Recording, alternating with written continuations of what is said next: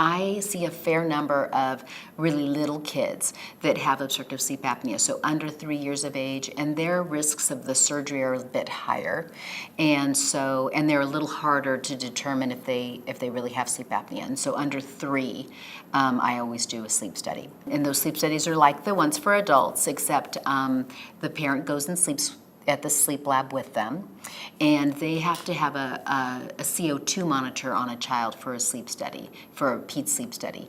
And the reason for that is the children don't stay obstructed very long. They do and then they move, and then they move, and so they just never get into a deep sleep, and they may not drop their oxygen like an adult does.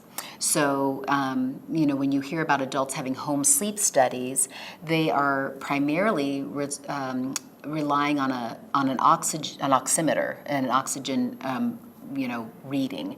And in kids, they may not drop their oxygen. And so they will, however, have increased end tidal CO2. So if you hold your breath, your CO2 builds up in your body, and when you go to let that breath out, the CO2 is high in that measurement. And that's one of the main things we'll see on kids' sleep studies is they have a high end tidal CO2.